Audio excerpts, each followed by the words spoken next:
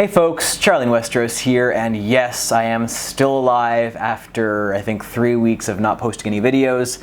I realized I said I was going to put up a Q&A like 2 weeks ago, but unfortunately my exams were just a little too intense, and I had to study quite a bit extra than I thought I would have to. So all that said, I am finally done with my schoolwork for now, so I can finally get back into making some YouTube videos for Game of Thrones, of course. So in the next few weeks I will have a lot more content coming out. But first, I think I have to address my Q&A video that I said I would put up a long time ago. So today I'm going to answer a few of your questions that you left on my video. I'll probably end up doing a two-part video for the Q&A because there were so many questions, and I think it's better if I just split them up a little bit. So this is going to be part one for my Q&A. So let's start with an easy question. I think I'm going to go with Tokyo Inushi, who says, "Hi Charlie, I have a question. Other than Lady Stoneheart, who is your favorite character from the books that was cut from the show?"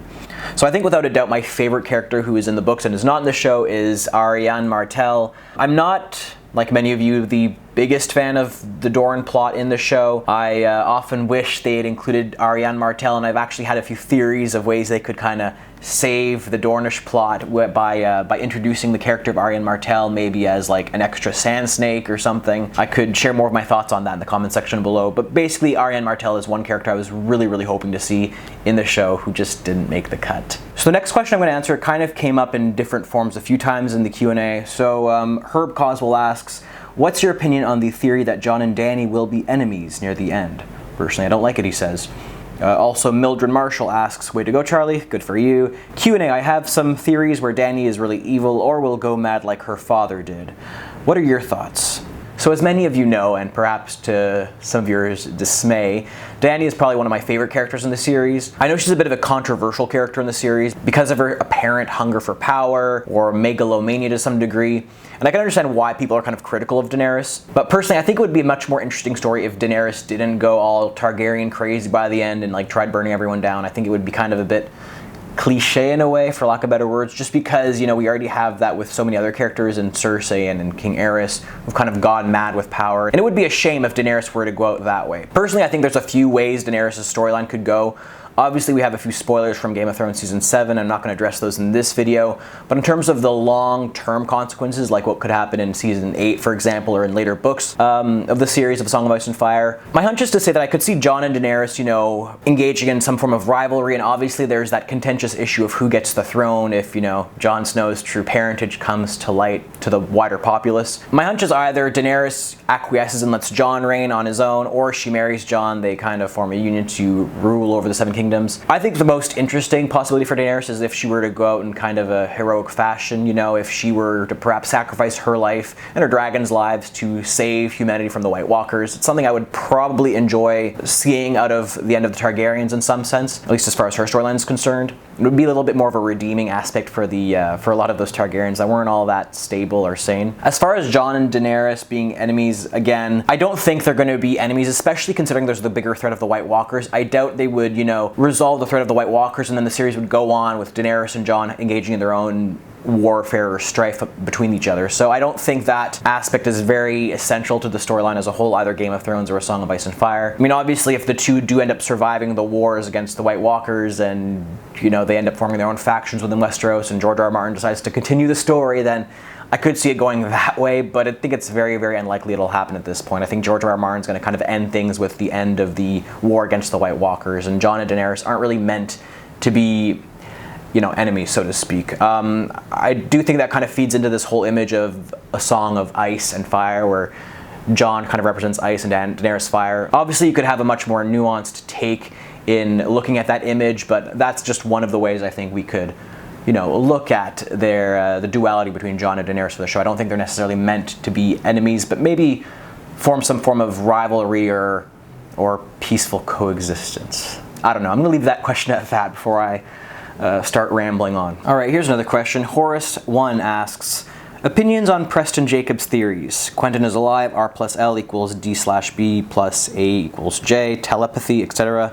That's a good question, actually. I don't often look at a lot of other people's theory videos on YouTube, or at least I haven't in some time. I haven't seen all of Preston Jacobs' videos, but he definitely has presented some very interesting ones.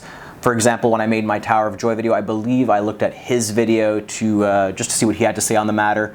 Definitely some very interesting, very creative theories. I often say that theories are probably one of my weakest points because I just can't imagine or can't really take pieces of information, you know, make a very solid concrete theory. And my thoughts tend to be a lot more fluid and less certain when it comes to events in Game of Thrones and A Song of Ice and Fire. So I definitely have to give him props for coming up with some really, really amazing theories. In terms of the ones that Horace One asked here, personally, I don't think Quentin is alive. Obviously, I think, you know, that plot's kind of resolved. I think there's a little.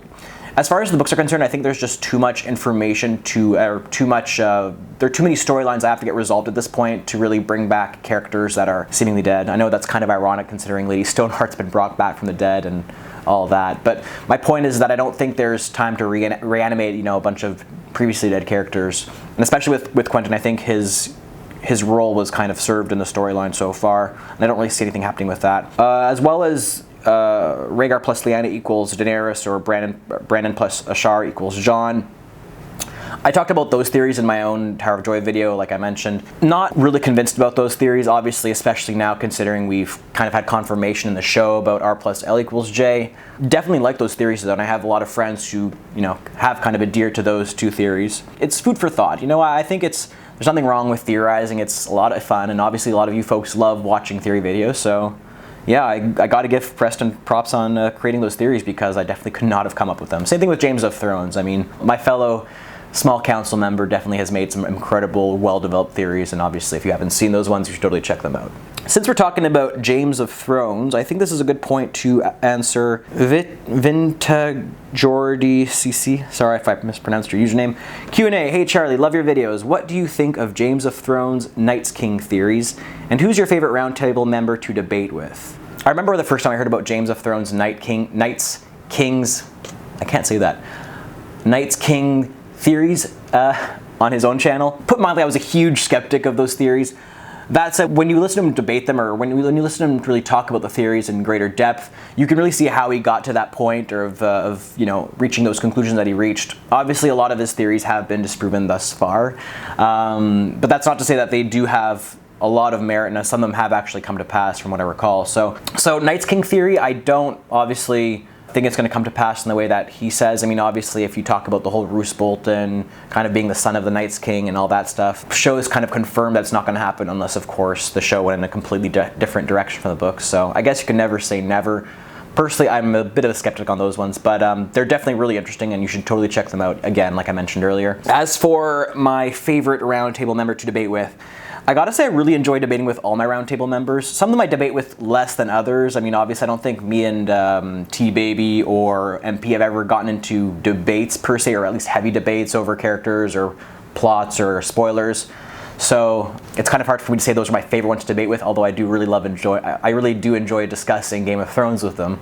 Same thing with Nico, I believe. I think the ones I've really had debates with or discussions about Game of Thrones is either Tony or James and his mom. And it's interesting because they both kind of approach things in very different ways in looking at Game of Thrones. I think Tony and I, we haven't really debated a whole lot, but the few times that we have, it's definitely gotten heated in a good way. So I think Tony, for the passion that he brings, I think he's probably going to be one of my favorites. Actually, he's probably my favorite person to debate with in a way. James as well, although James, he brings a much more analytical side to things when you talk about things, and it's a lot harder, I find, to really shoot down his points in some ways, although he does go quite far with some of his theories.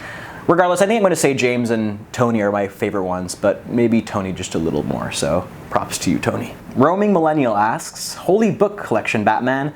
Nice. Unfortunately, I'm not at home right now. I'm actually at my sister's place. The books that you saw in my last video was at my own house. It's actually my dad's book, so yeah, he's the reader in the house, not so much me, surprisingly. And I do read quite a bit compared to the rest of, I guess, a lot of people out there, but compared to my parents and my sister, they read a lot. I digress. Let's answer some of the questions. What do you think about the rumors surrounding ice dragons making an appearance later in the story? So, talking about Tony just 2 seconds ago, he's always been a very strong proponent of the idea that ice dragons are going to make an appearance in Game of Thrones and A Song of Ice and Fire. I've always been a little bit more skeptical of that. Obviously, I don't want to spoil things for upcoming seasons, but in a way, I guess you could say that ice dragons will make an appearance, or I think should make an appearance. But not in the way that I think a lot of us expected. I think, well, I'm going to leave that question there because I don't want to get into spoiler territories. You know, you guys can check out the Game of Thrones Season 7 stuff that's been released, so I'm not going to talk too much about that. Number 2, she asks, what are your thoughts on the theory that Bran Stark, Ned's son, is really the historical Bran the Builder? Looking forward to the videos. Good luck with school. Thank you very much, roaming. I have heard the theory that because Bran Stark becomes the three-eyed raven, he sort of embodies all the Bran Starks in history. And while I think that's a cool idea, I am a little hesitant to say that he is the literal Bran the Builder in this case. My hunch is that there actually is a historical Bran the Builder that existed, or at least many historical Bran the Builders, considering it's such a common Stark name already. I will say though, I'm sure as the three-eyed raven, he does go back in time and witness some of these historical events in Game of Thrones and A Song of Ice and Fire, which I think is really cool, and I really hope we get to see more of that stuff in the upcoming seasons, as well as in the books. So I guess my short answer to that is no, I don't think Bran Stark is all of the Brans in history, like Bran the Builder and so on and so forth. But I do think maybe he does play, how to phrase this? So you know how in the Tower of Joy scene, Bran Stark kind of yells out to Ned and Ned kind of looks back? I think we'll get some of that maybe, at least as far as the books are concerned, or as far as the TV show goes. I think we'll have a sort of breaking of that, not fourth wall, but that time-space continuum wall, if you want to put it that way, with respect to Bran's character and some of the characters he witnesses in the past doing certain things. At least that's my hunch and hope. All right, let's take one last question for now because there are a lot here. So the last question for you is from YankeeFan2016. He says, hey Charlie, I have a Q&A for you. I know from the books that Nymeria has been running around the Riverlands. Arya is known in Westeros and maybe near her wolf. What do you expect to come from a possible reunion of the two, and will we see Arya and Nymeria head to Winterfell and reunite with Jon and Ghost? Well, with how little time is left in the show, I think it pretty much has to happen that Arya and her direwolf will be reunited, at least in some form. There's some plot lines we don't really get from the TV show to the books. For example, in the books we have Arya kind of warging into Nymeria, whereas in the show it doesn't really happen at all. So I think in the show there has to be a reunion at some point